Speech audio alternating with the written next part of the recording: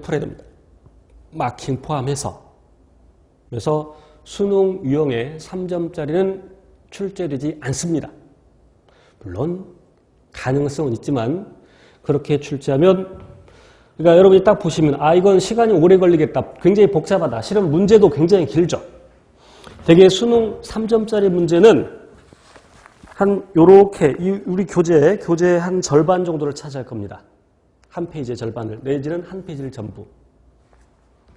그렇게 나오면 버리세요. 버리고 다른 문제 풀고 시간 남으면 푸세요. 그래도 충분합니다. 그 문제 풀다가 5분, 10분 금방 지나갑니다. 고백한데 너무 솔직해.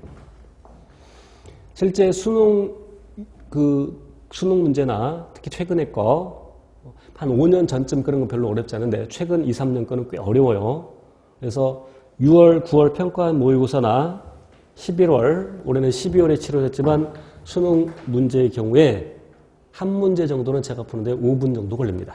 한 문제 정도는 17번이나 19번.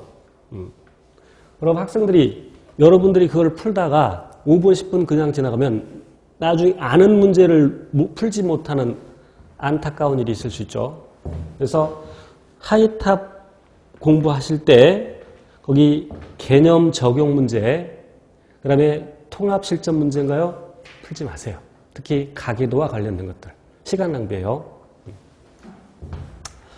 자, 가계도 분석.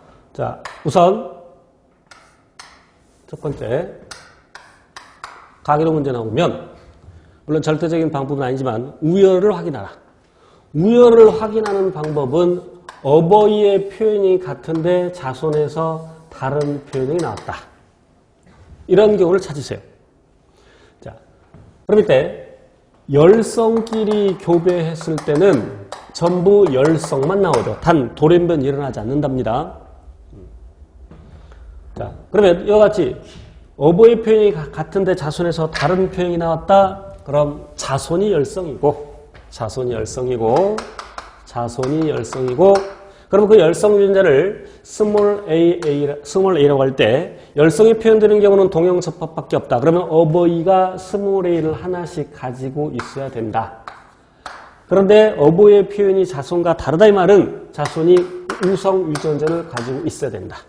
됐죠? 다시 정리하면 어버이의 표현이 같은데 자손에서 다른 표현이 나왔다. 자손이 열성이고 어버이는 이형접합이다. 단 이런 경우가 있을 수 있죠.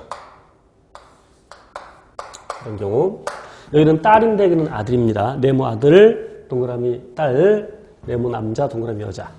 그럼 이때 이렇게 나왔다면 얘를 스몰 a라고 할 때 단 X 염색체에 존재한다면, 어쨌건 X 염색체에 존재하건 상염색체에 존재하건 어버이의 표현이 같은데 자손에서 다른 표현이 났다 그러면 무조건 자손이 열성. 이거 열성. 자, 그런데 X 염색체에 존재한다면, 자, X 염색체의 기호를 빌려서 유전자 기호로 쓸 것인데 정상 유전자를 X, 그다음에 유전병 유전자를 X'이라고 할 때, 그리고 우열관계가 이러할 때, 그럼 이 자손 남자아이는 X', Y. 그럼 X'은 엄마한테